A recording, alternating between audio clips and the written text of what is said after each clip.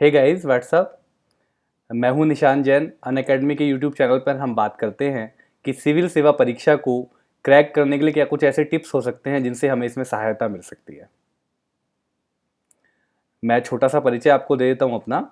मुझे सिविल सेवा परीक्षा 2014 में 13वीं रैंक हासिल हुई और आईएएस मुझे अलॉट हुआ है, जिसकी 2015 से मेरी ट्रेनिंग शुरू होने वाली है। और ये एक सौभाग्य रहा कि मुझे हिंदी या किसी भी भारतीय भाषा के माध्यम में पहला स्थान मिला। और एसए के पेपर में जो आजकल एक बड़ा वेटेज है जिसका, उसमें मुझे 160 नंबर मिले, जो सर्वाधिक हैं शायद। और एथिक्स में भी मुझे 124 नंबर मिले। और इसके अलावा मेंस के ओवरऑल थर्ड हाईएस्ट मार्क्स मुझे मिले इसमें।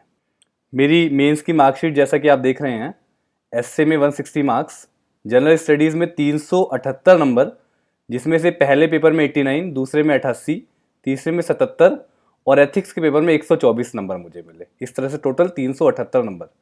ऑप्शनल सब्जेक्ट था मेरा हिंदी लिटरेचर, जिसमें मुझे शायद ये भी सर्वाधिक अंक है 313, जिसमें पहले पेपर में 166 और दूसरे में 147 नंबर मुझे मिले।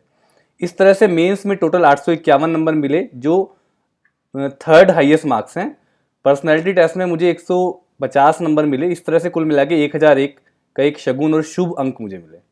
अब इस परीक्षा का सबसे महत्वपूर्ण चरण आता है, जिसे कहते हैं मेंस एग्जामिनेशन। क्योंकि मेंस का मतलब है जो मेन है, यही मुख्य परीक्षा है, इसी के अंक जुड़ते हैं। और जैसे कि आपने मेरे अटेम्प्ट में, मेरे केस में भी देखा कि मेरे मुख्य परीक्षा में इतने अच्छे मार्क्स थे कि इंटरव्यू में थोड़े कम भी मिले तो भी मेरे को 13th रैंक मिली। तो इसलिए मेरा कहना यह है कि मुख्य परीक्षा, जैसा कि अब सब टॉपर्स भी इस बात पे बहुत जोर दे रहे हैं कि मुख्य परीक्षा ही अब सर्वाधिक महत्वपूर्ण है। कारण ये है कि 1750 नंबर की ये मुख्य परीक्षा है। 1750 नंबर की मुख्य परीक्षा है। और इंटरव्यू, क्योंकि आपको पता है, बहुत स्लिपी है। इंटरव्यू में आप कभी भी एक्सपेक्ट नहीं कर सकते कि मेरे को इतने नंबर मिल ही जाएंगे। तो इसलिए मुख्य परीक्षा में कोशिश करिए कि मैक्सिमम इनपुट अपना दे दीजिए मुख्य परीक्षा में ही। One can not rely upon interview, लेकिन one can give his best. आप मुख्य परीक्षा में अपना बेस्ट दे सकते हैं ताकि अपना सपना पूरा हो सके। और इसके लिए क्या करें मुख्य परीक्षा के लिए, मैं फिर कुछ टेक्निक्स की बात करूंगा इसमें। Number 1, respecting others views. Again मैं वो रिक्वेस्ट कर रहा हूं आपसे जो अक्सर हम गलती करते हैं, कि हम अपने विचारों को ठीक समझते हैं और दूसरों के विचारों को गलत समझते हैं। जबकि ऐसा बिल्कुल नहीं होता। ज्ञान बहुत बड़ा है, ज्ञान का महासागर बहुत बड़ा है, और हम इसकी थोड़ी सी ही जानकारी रखते हैं। आपको याद है सुकरात का नाम? सुकरात ने एक बार कहा था कि मैं, उनको सब बहुत ज्ञानी कहते थे, लेकिन उन्होंने कहा कि मैं सबसे ज्यादा ज्ञानी इसलिए हूं। सुकरात ने कहा कि मैं सबसे ज्यादा ज्ञानी इसलिए हूं कि मैं ये जानता हूं कि मैं कुछ भी नहीं जानता। यानी हम लोगों को ये पता होना चाहिए कि ज्ञान बहुत ज्यादा है लेकिन हमको बहुत कम आता है, तो हम दूसरों के विचारों को भी सीखते रहें, डिस्कशन के दौरान उनके विचारों को भी समझते रहें। ये अप्रोच बहुत ही रेलेवेंट है, इंक्लूडिंग ऑल मेन पेपर्स, और उसमें GS4 एथिक्स खास तौर पे और एसए दोनों में एक अप्रोच बहुत काम आती है कि आप दूसरों के विचारों का सम्मान करिए और चीज़ों को समग्रता से देखिए। एक बहुत अच्छा शब्द है हिंदी में, समग्रता। समग्रता से चीज़ों को देखने की कोशिश करिए, टोटलिटी में देखिए, उनको एक नज़रिए पे फोकस मत करिए। और एक और बहुत बड़ी बात इसमें दूसरी जो इंपॉर्टेंट है, वो इंटीग्रेटेड एंड कॉम्प्रीहेंसिव अप्रोच। आपकी जो अप्रोच होनी चाहिए मुख्य परीक्षा को लेकर, वो बहुत इंटीग्रेटेड, यानी कि बहुत ही आपस में कनेक्टेड होनी चाहिए। क्या होता है, मैंने आपको पहले भी बताया कि जीएस के जितने भी सेगमेंट्स हैं प्लस करंट अफेयर्स, ये सब आपस में जुड़े हुए हैं। इनके मध्य से संबंध है उसको समझिए, और केवल अपनी टेक्स्ट बुक्स और कोचिंग नोट्स पे ही डिपेंड रहने से इतना फायदा नहीं होगा। हमारी अप्रोच में बदलाव लाना होगा। हमारी अप्रोच मल्टी डायमेंशनल होनी चाहिए, यानी उसके डायमेंशंस जो हैं वो बहुत खुले हुए होने चाहिए, और चीज़ों को टोटलिटी में देखने की कोशिश करें, उनमें एक संबंध ढूंढने की कोशिश करें। इसका बहुत बहुत फायदा होता है। एक और बात जो मैं पहले भी अभी आपसे डिस्कस की, मैंने जनरल रीडिंग हैबिट की, और मैं खास तौर पे आपको बताऊं कि जनरल रीडिंग हैबिट 2 पेपर्स में, एक तो एसए और एक एथिक्स, इन दोनों पेपर्स में जनरल रीडिंग हैबिट का बड़ा रोल हो गया है। तो क्योंकि आजकल ना इंफॉर्मेशन रिवॉल्यूशन का ज़माना है और ये मीडिया का युग है। मीडिया के इस युग में टेक्स्ट बुक्स के साथ साथ अगर जनरल रीडिंग हैबिट भी हो, तो आपकी एक समझ, एक लाइफ को लेके, समाज को लेके एक अंडरस्टैंडिंग बन जाती है, जो आपको बहुत अच्छे मार्क्स दिला सकती है। देखिए, अगर आपको एक्स्ट्रा ऑर्डिनरी मार्क्स लाने हैं, बहुत अच्छे मार्क्स लाने हैं, तो अपने एरिया ऑफ रीडिंग को थोड़ा बढ़ाइए, जिसमें कि जनरल इंटरेस्ट की बुक्स हो सकती हैं, जैसे कि किसी भी अच्छे राइटर की बुक्स जो टेक्स्ट बुक से अलग है, कभी कभी रामचंद्र गुहा या किसी भी अच्छे राइटर की। इसके अलावा रीडर्स डाइजेस्ट एक इंग्लिश में आती है, अगर इंग्लिश नहीं पढ़ पा रहे हैं तो हिंदी में कादम्बिनी और आहा जिंदगी, दो पत्रिकाएं ऐसी हैं जो जनरल इंटरेस्ट की पत्रिकाएं हैं और काफ़ी इंटरेस्ट को डेवलप करती हैं और काफ़ी रुचिकर होती हैं, जो आपको काफ़ी हेल्प कर सकती हैं। तो इसमें क्या करना है कि इनको कि सिलेबस की तरह नहीं पढ़ना है, जैसे आहा जिंदगी है, इनको जब आप फुर्सत में हो तो ऐसे ही कभी पढ़िए और आप पाएंगे कि जिंदगी को लेके एक थोड़ा सा मैच्योरिटी आ रही है और थोड़ा सा एक समझ विकसित हो रही है, एक समझ विकसित हो रही है हमारी जीवन को लेके। और थोड़ा सा जैसे एथिक्स और एस्से, खासतौर पे दो पेपर जो हैं, इनमें ये अप्रोच बहुत काम आती है, जो आपकी जनरल रीडिंग हैबिट है, ठीक है। इसके अलावा इससे फायदा क्या होता है कि हमारे जो आंसर्स हैं वो थोड़े डाइवर्सिफाइड हो जाते हैं, थोड़े कॉम्प्रीहेंसिव यानी व्यापक हो जाते हैं और थोड़े इंटरेस्टिंग हो जाते हैं, उनमें थोड़ा रुचिकर हो जाते हैं। तो ये चीज़ आपको थोड़ा एज दिलाती है औरों के ऊपर, और आपके जो उत्तर होते हैं वो रटे रटाए ना होकर कुछ नयापन उनमें होता है, कुछ नयापन उनमें होता है, ठीक है। तो उनको थोड़ा नया बनाइए। इसके अलावा जो मैं आपसे बात बहुत महत्वपूर्ण कहना चाह रहा था हिंदी मीडियम के विद्यार्थियों के लिए खास तौर पे, कि आजकल चूंकि आप देखते हैं कि जीएस 1, 2 और 3, इन तीनों पेपर्स के लिए बहुत अच्छी सामग्री कई बार आपको हिंदी मीडियम में नहीं मिल पाती। तो एसए और एथिक्स दो ऐसे पेपर हैं जिनके मार्क्स बहुत फ्लक्चुएटिंग होते हैं, यानी कि आप देख रहे हैं कितने फ्लक्चुएटिंग होते हैं। एसए में किसी स्टूडेंट को तो केवल 50 ही मिले और किसी को 150 मिल गए, जैसे मुझे 160 मिले, जो शायद सर्वाधिक है। और एसए के पेपर में देखिए मुझे 160 मिले, जो प्रोबेबली हाईएस्ट स्कोर है, और इससे कितना फर्क पड़ा, इससे मेरी रैंक एकदम से बहुत ऊपर हो गई। इसी तरह से जीएस 4 में आप देखिए एथिक्स वाला जो पेपर है, किसी किसी को 60-70 अंक मिलते हैं नॉर्मली, और कुछ लोगों को 110-120 तक नंबर मिल जाते हैं, मुझे भी 124 नंबर मिले। तो एसए और एथिक्स ये दो ऐसे पेपर हैं, एसए और एथिक्स ये दो ऐसे पेपर हैं जो आपकी रैंक को बढ़ा सकते हैं, आपके सिलेक्शन को की संभावनाओं को बढ़ा सकते हैं। तो अगर आपको अच्छी रैंक चाहिए तो इन दोनों पेपर्स को सबसे ज़्यादा इंपॉर्टेंस देनी चाहिए, जिनको हम सबसे कम इंपॉर्टेंस देते हैं, इनको थोड़ा सा ज़्यादा ध्यान दीजिए इनके ऊपर। और हिंदी मीडियम के दोस्तों, मुझे आपसे एक बात कहनी है कि अनफॉर्चुनेटली हम लोग इन दोनों ही पेपर्स को इग्नोर करते हैं, निबंध को भी और एथिक्स को भी। हम इन दोनों को सोचते हैं कि ये तो हमको आता ही है, हम एग्जाम में जाएंगे और सीधे लिखाएंगे। कुछ कुछ लोग तो पहला ऐसे अपनी जिंदगी का सीधे एग्जामिनेशन हॉल में जाकर ही लिखते हैं। प्लीज ऐसा मत कीजिए, अपने साथ खिलवाड़ मत कीजिए। कोशिश करिए कि ऐसे, और जो पेपर 4 में केस स्टडी का पार्ट होता है, इसकी समय समय पे प्रैक्टिस करते रहिए, जैसे सीसेट की प्रैक्टिस करते हैं ऐसे केस स्टडी की प्रैक्टिस करते रहिए। और ऐसे कोशिश करिए कि हर 15 दिन में, हर महीने में 1 या 2 ऐसे लिख के किसी अच्छे व्यक्ति से चेक कराते रहिए इनको, ठीक है। किसी सीनियर से, किसी टीचर से चेक कराते रहिए। अब बात आती है एसए की। दोस्तों, एसए के बारे में मैं खासतौर पे इसलिए आपसे बात करना चाहता हूँ क्योंकि एसए में मुझे अच्छे अंक मिले हैं और मैं कोशिश करूंगा कि आपको भी एसए में अच्छे अंक मिले, ताकि एसए से आपकी रैंक काफ़ी ऊपर हो जाए। देखिए, नंबर 1, एसए सिस्टमैटिक होना चाहिए, वेल अरेंज्ड होना चाहिए। एसए में कोई वही वाली बात है कि कहीं का कुछ एकदम लिख दिया और फिर कहीं से एकदम सीधे कहीं और पहुंच गए, तो उस तरह की अप्रोच नहीं होनी चाहिए। उसको लगना चाहिए कि ये बंदा क्रमबद्ध तरीके से लिख रहा है। क्रमबद्ध तरीके से लिखने की कोशिश करें, व्यवस्थित तरीके से लिखें। यानी ऐसा बिल्कुल नहीं लगना चाहिए कि आप क्या सोच रहे हैं और फिर अचानक क्या लिख दिया। तो एक जो आपकी सोचने की जो प्रक्रिया है, थॉट प्रोसेस जो आपका है, वो बहुत स्पष्ट होना चाहिए। और दूसरी बात कि एक प्रवाह होना चाहिए एस्से में। अक्सर लोग कहते हैं कि एस्से बहना चाहिए, वो गलत नहीं कहते हैं, दरअसल एस्से बहना ही चाहिए। लेकिन अब कैसे बहाएं एस्से को, तो मैं आपको बताऊं कि एस्से के प्रवाह का तरीका ये है कि उसके 2 लगातार पैराग्राफ जो होते हैं उनमें एक कनेक्शन होना चाहिए। यानी जब आप एक पैराग्राफ को लिखें और उसके बाद दूसरा पैरा शुरू करें, तो कोशिश करें उनमें एक लिंक हो। एकदम से ऐसा न लगे कि अचानक क्या लिख दिया। तो कोशिश करें कि उनका एक संबंध बना रहे आपस में। इसके अलावा एस्से की जो रेंज है, रेंज यानी उसको कहाँ से कहाँ तक ले जाते हैं, वो थोड़ी वाइड होनी चाहिए, संकीर्ण नहीं होनी चाहिए, सीमित नहीं होनी चाहिए, वो व्यापक होनी चाहिए, ठीक है। व्यापक कैसे हो?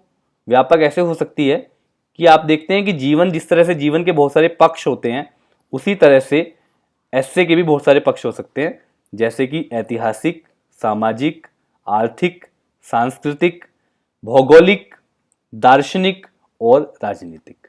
ये मैंने कुछ पक्ष बताए हैं, आप चाहें तो इसके अलावा और भी पक्ष बना सकते हैं, क्योंकि एस्से का जो टॉपिक होता है वो आमतौर पे थोड़ा जनरल टॉपिक होता है, वो इतना टेक्निकल नहीं होता, और एस्से में ज़्यादा टेक्निकल होना भी नहीं होता हमको। एस्से को जीएस की तरह प्लीज़ ना लिखें, एस्से को एस्से की तरह लिखें।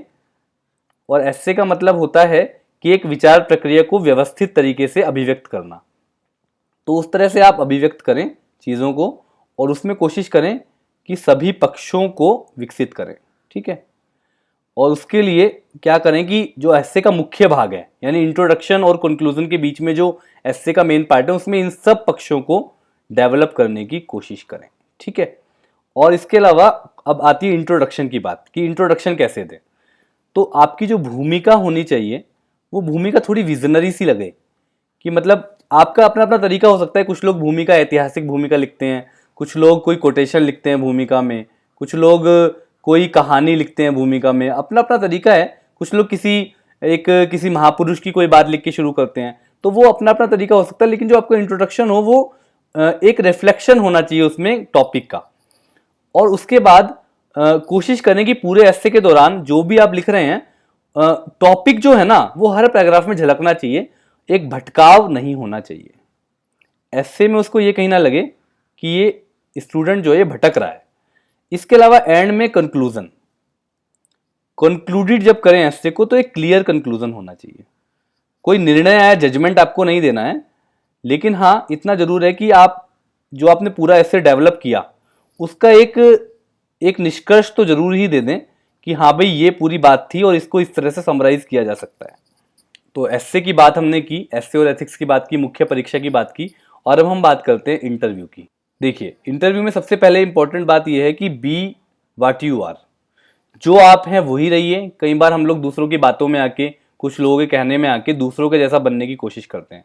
प्लीज़ ऐसा मत करिए, बिल्कुल सहज रहिए और बिल्कुल शांत रहिए। जैसे आप नॉर्मली हैं वैसा ही खुद को प्रस्तुत करिए, ज़्यादा दिखावा करने की कोशिश मत करिए। दूसरी बात मुझे आपसे कहनी है कि ब्लफ मत करिए। कुछ लोग ब्लफ करने की कोशिश करते हैं। प्लीज़ बोर्ड को बेवकूफ़ बनाने की कोशिश मत करिए। बोर्ड वाले लोग बहुत एक्सपीरियंस होते हैं, वो आपका खत देख के मजमून पता लगा लेते हैं, उनको पता है कि आपके भीतर क्या है। इसलिए प्लीज़ ओवर स्मार्ट मत बनिए, ठीक है। और बोर्ड को बहुत ही धैर्यपूर्वक सुनिए। धैर्य एक बहुत बड़ा स्किल होता है, जिसको लिसनिंग का एक बहुत बड़ा स्किल है धैर्य। धीरज के साथ उनको सुनिए, और जब वो पूरा क्वेश्चन पूछ ले उसके बाद ही अपना आंसर शुरू करिए। अपना उत्तर तभी दे जब उनका क्वेश्चन पूरा हो जाए, ठीक है। उसके बाद कोशिश करिए वही जो मैंने आपको पहले बताया था, मिडिल पाथ और रेस्पेक्टिंग अदर्स व्यूज, ये यहाँ पे फिर काम आएंगे आपको। जब आप इंटरव्यू में आंसर दें तो भी मिडिल पाथ अपनाएं, ज़्यादा एक्सट्रीम की ओर ना जाएं, और कोशिश करें कि उनको, बोर्ड के मेंबर्स को लगे कि हाँ आप उनके विचारों का सम्मान कर रहे हैं और एक संतुलित दृष्टिकोण के साथ आगे बढ़ रहे हैं। हाँ, अब ऐसे आप इंटरव्यू में ध्यान रखिए इस बात का कि अपने को लूज कॉन्फिडेंट फील मत करिए, प्लीज बिलीव इन योरसेल्फ, और बिल्कुल आराम से think well, right well and answer well. ये कुछ ऐसे जनरल टिप्स हैं जो आपको तीनों ही चरणों में काम आते हैं, कि तीनों ही चरणों में आप जब आत्मविश्वास बनाए रखेंगे, बिल्कुल भी इस बात को लेकर हीन भावना महसूस मत करिए कि आप हिंदी मीडियम के स्टूडेंट हैं या मराठी मीडियम के या तमिल मीडियम के स्टूडेंट हैं। ऐसा कुछ नहीं है। आपकी कॉपी आपकी भाषा को जानने वाला ही चेक करेगा, स्वाभाविक सी बात है। तो आप आराम से उनको पढ़िए, आराम से लिखिए, तरीके से लिखिए और अच्छे से आंसर करिए, और इम्प्रूव करिए राइटिंग स्किल्स को। राइटिंग स्किल्स बहुत बड़ी चीज़ है। लेखन कौशल के बिना सिविल सेवा परीक्षा में सफलता प्राप्त करना असंभव सा ही है, क्योंकि अगर आप चीज़ों को जानते तो हैं लेकिन उनको एक्सप्रेस नहीं कर पाते तो आप अच्छे अंक नहीं प्राप्त कर पाएंगे। और इसके लिए आपकी command on your own language, अगर हिंदी में आंसर लिख रहे हैं या किसी भी भाषा में, कन्नड़ में लिख रहे हैं, तो उस पर आपकी पूरी कमांड होनी चाहिए, इंक्लूडिंग ग्रामर।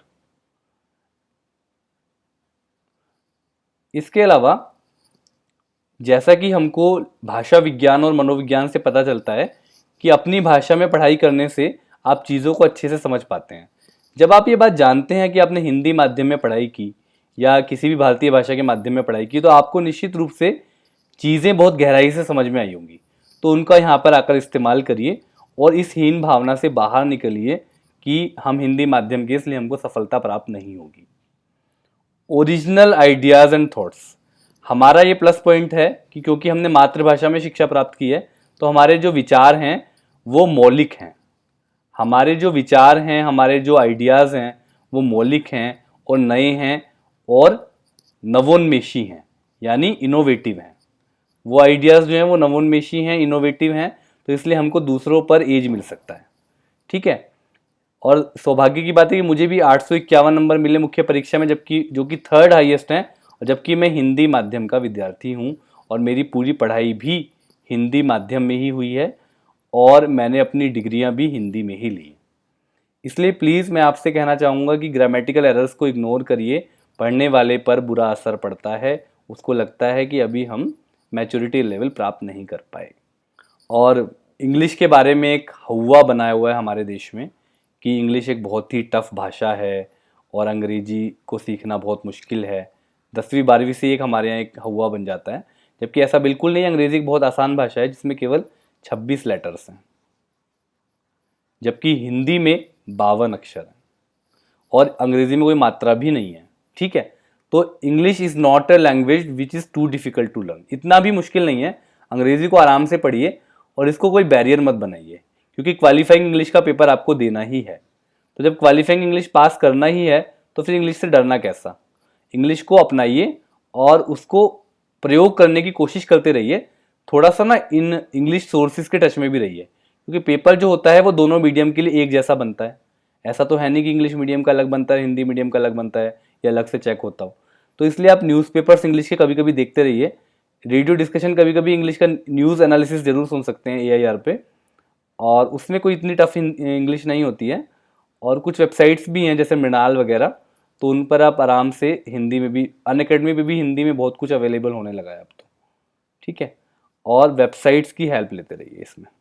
वेबसाइट्स में खासतौर पे गवर्नमेंट ऑफ इंडिया की वेबसाइट्स जो होती हैं, all India radio, PIB, MEA, external affairs, इस तरह की जो वेबसाइट्स हैं इनको खूब इस्तेमाल करिए।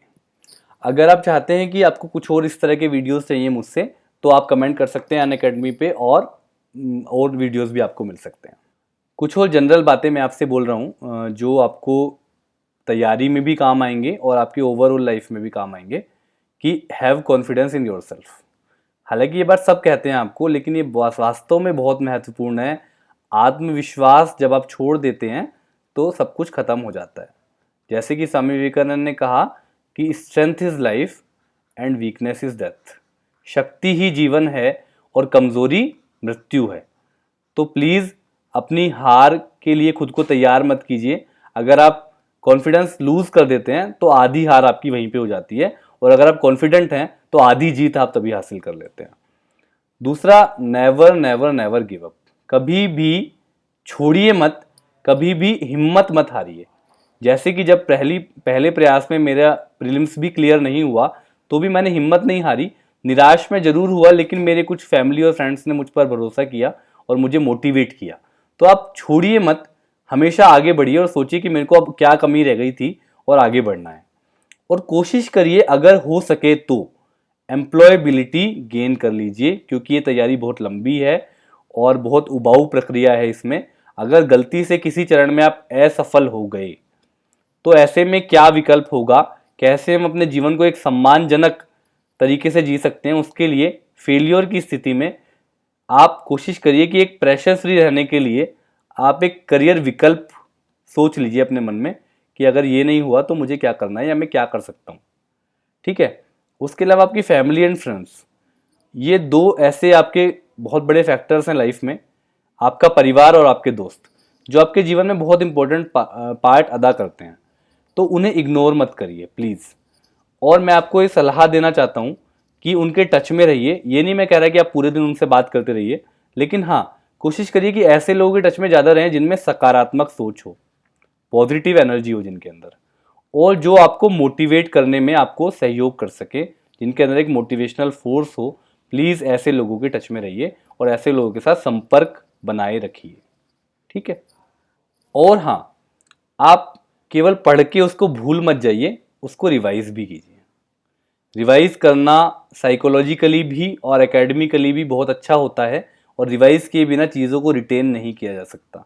So please, study plus revision, यही पढ़ाई का एकमात्र तरीका है जिससे आप चीज़ों को याद रख सकते हैं। और एक और बात मैं कहना चाह रहा था आपसे कि it is better to read 1 book for 10 times than to read 10 books for 1 time. जब आप लोगों से बात करते हैं तो अक्सर लोग आपको ऐसे मिलेंगे जो आपको एक एक सब्जेक्ट के लिए, मान लो पॉलिटी के लिए 4 4 किताबें बताएंगे कि ये लक्ष्मीकांत भी पढ़ लो, डीडी बसु भी पढ़ लो, सुभाष कश्यप भी पढ़ लो, और ये भी पढ़ लो, वो भी पढ़ लो। प्लीज़ ऐसा मत कीजिए। अगर आप कोई एक अच्छी बुक चुनिए, मान लीजिए आपको लग रहा है लक्ष्मीकांत अच्छी बुक है, तो लक्ष्मीकांत को अच्छे से पढ़िए और बार बार पढ़िए, इसको बार बार रिवाइज करिए। ज्योग्राफी के लिए अगर एनसीईआरटी पढ़ रहे हैं तो उसको बार बार पढ़िए, ठीक है। अगर हिस्ट्री के लिए स्पेक्ट्रम पढ़ रहे हैं तो उसको बार बार पढ़ने की कोशिश कीजिए, बार बार रिवाइज कीजिए, ठीक है। एनसीईआरटी बहुत अच्छी होती है, एनसीईआरटीज़ को 9 से 12 की एनसीईआरटी को खूब यूज़ करिए और बिल्कुल भी इसमें हिचकिचाइए मत, ठीक है। और एक और बात मैं आपसे कहना चाहता हूँ कि your life is your message to the world, so try to make it inspiring. आपका जीवन लोगों के लिए एक संदेश है, लोग आपको देख रहे हैं, सो इसको प्लीज़ प्रेरणा देने की कोशिश करिए लोगों को। ऐसा काम मत करिए कि लोग डिमोटिवेट हों उससे। और आप अपने जो क्वेश्चंस हैं कमेंट्स में जाके पूछ सकते हैं, आप स्वतंत्र हैं, आपका स्वागत है। और मैं कोशिश करूँगा कि आपकी जितनी ज़्यादा से ज़्यादा हो सकेंगे, जितना संभव हो पाएगा, क्योंकि आज का शेड्यूल बहुत व्यस्त चल रहा है, फिर भी मैं कोशिश करूँगा जितना संभव हो पाएगा मैं आपकी कमेंट्स का जवाब दूँ। एक बड़ा सवाल हिंदी माध्यम के बच्चों का होता है कि हम हिंदी या भारतीय भाषा के माध्यम के बच्चे अक्सर परेशान रहते हैं कि नॉन इंग्लिश में हम कौन सा न्यूज़पेपर पढ़ें। देखिए, इंग्लिश मीडियम वाले स्वाभाविक तौर पे सबसे ज़्यादा द हिंदू पढ़ते हैं, और निश्चित रूप से द हिंदू बहुत अच्छा न्यूज़पेपर है, जो यूपीएससी के हिसाब से मैं समझता हूँ सबसे अच्छा न्यूज़पेपर है ये। तो कोशिश करें कि द हिंदू के सेलेक्टेड पोर्शंस आप पढ़ लें। और अगर आपकी इंग्लिश उतनी अच्छी नहीं है, आप नहीं पढ़ पाते, तो हिंदी में भी कुछ विकल्प हैं, जैसे कि दैनिक जागरण, राष्ट्रीय संस्करण, ठीक है। और दैनिक भास्कर भी ठीक ठाक अखबार है, हिंदुस्तान भी ठीक ठाक है, और कभी कभी आप जनसत्ता भी पढ़ सकते हैं, ठीक है। और फिर भी मैं कहूँगा आजकल ना द हिंदू के अनुवाद भी आने लगे हैं बाजार में। एक पत्रिका है दृष्टि की, करंट अफेयर्स टुडे, दृष्टि करंट अफेयर्स टुडे के नाम से एक मैगजीन मैंने देखी है, जिसमें अंग्रेजी के अखबारों के अनुवाद भी हिंदी में दिए जाने लगे हैं। तो उसकी आप सहायता ले सकते हैं, उससे आपको ये जो कमी है नॉन इंग्लिश होने की, ये कमी पूरी हो सकती है। तो आप हर तरीका अपना सकते हैं, द हिंदू को भी फॉलो कर सकते हैं, और साथ साथ थोड़ा सा कोई एक हिंदी का अखबार पढ़ते रहें, क्योंकि उससे आपकी भाषा पे पकड़ भी बनी रहती है। दैनिक जागरण, राष्ट्रीय संस्करण अच्छा है, और एक ये मैगजीन से भी आप हेल्प ले सकते हैं। देखिए, बात आती है वैकल्पिक विषय की, जो आजकल पहले भी था और आज भी है। मेंस में बहुत बड़ा रोल वैकल्पिक विषय का हो गया, क्योंकि इसमें बहुत अच्छे मार्क्स मिल सकते हैं। मेरे को हिंदी साहित्य में 313 अंक मिले, जो शायद हिंदी साहित्य में सर्वाधिक हैं, और इसने मेरी रैंक को इम्प्रूव करने में बहुत हेल्प किया है। तो हिंदी लिटरेचर एक कैसा वैकल्पिक विषय है, इस बारे में हम बात कर सकते हैं। और इसके अलावा हिंदी मीडियम के विद्यार्थियों के लिए कौन कौन से ऑप्शनल ज़्यादा सूट करते हैं, उसकी भी हम बात कर सकते हैं। सबसे पहले हिंदी साहित्य की ही बात करते हैं। दोस्तों, मेरा तो पहले से बैकग्राउंड ही था हिंदी साहित्य का, मैंने एमए और एमफिल किया था। लेकिन बहुत सारे ऐसे लोग भी हिंदी साहित्य लेते हैं जो जिनका बैकग्राउंड नहीं होता, और जो इवन इंग्लिश मीडियम के लोग भी कई बार इसको ले लेते हैं। तो ऐसा कुछ नहीं है, बस आप ये ध्यान रखिए कि आपको ठीक ठाक हिंदी लिखनी, पढ़नी और लिखनी आती हो, तभी आप इस विषय को लें। कोई भी साहित्य का विषय ले तो कोशिश करें कि उसकी भाषा पे आपकी ठीक ठाक पकड़ हो, तभी उसको ऑप्ट करें। बाकी थोड़ा व्यापक है विषय ये, लेकिन फिर भी चूंकि एक सिलेबस है जो निर्धारित है, तो इस निर्धारित सिलेबस के साथ इसको कवर किया जा सकता है, इतना मुश्किल नहीं है। सबसे अच्छी बात हिंदी साहित्य के साथ ये है कि इसको चेक करने वाले हिंदी साहित्य के लोग ही होते हैं। तो आपके साथ वो जो इंग्लिश वाली प्रॉब्लम आती है कि इंग्लिश वाली चेक हुई तो हमारी कॉपी ढंग से चेक नहीं हो पाई, वो वाली प्रॉब्लम यहाँ पे नहीं रहती। तो हिंदी मीडियम के लिए कौन कौन से ऑप्शनल सूट करते हैं? देखिए, प्रॉब्लम ये है कि हिंदी मीडियम में बहुत सारे विषयों की अच्छी सामग्री उपलब्ध नहीं होती, जैसे कि साइंसिस के विषय हैं बहुत सारे इस तरह से। लेकिन हाँ, कुछ विषय ऐसे हैं जैसे इतिहास पर हिंदी माध्यम में आपको बहुत अच्छी सामग्री मिल जाती है, और बहुत सारे लोग इतिहास लेते भी हैं। इसके अलावा दर्शन, फिलोसफी एक सब्जेक्ट है हिंदी मीडियम में जो अच्छा करता है। कभी कभी राजनीति विज्ञान में भी ठीक ठाक अंक आ जाते हैं, तो आप ऑप्शनल लेते हो इस बात का ध्यान रखें कि थोड़ा भूगोल भी कभी कभी अंक दे देता है, और हिंदी साहित्य तो है ही। तो हिंदी साहित्य, इतिहास, दर्शन शास्त्र, राजनीति विज्ञान और भूगोल जैसे कुछ विषय हैं जिनमें हिंदी मीडियम के लोग जिनको काफ़ी पसंद करते हैं और जिनमें ठीक ठाक अंक भी आ जाते हैं। अगर हिंदी साहित्य के आप और कुछ वीडियोस बनवाना चाहते हैं या हिंदी साहित्य में मुझसे कुछ और गाइडेंस चाहते हैं तो आप कमेंट कर सकते हैं। अनअकैडमी एक बहुत अच्छा इनिशिएटिव है रोमन और गौरव का, और फ्री एजुकेशन आपको प्रोवाइड करता है बिना किसी कॉस्ट के। तो मैंने ये वीडियो आपको मैंने कोशिश की कि मैं कुछ करूं, और अगर आपको अच्छा लगे तो आप इस वीडियो को लाइक कर सकते हैं और इसको अनअकैडमी को सब्सक्राइब कर सकते हैं। वीडियो देखने के लिए बहुत बहुत धन्यवाद। आपका दिन शुभ हो।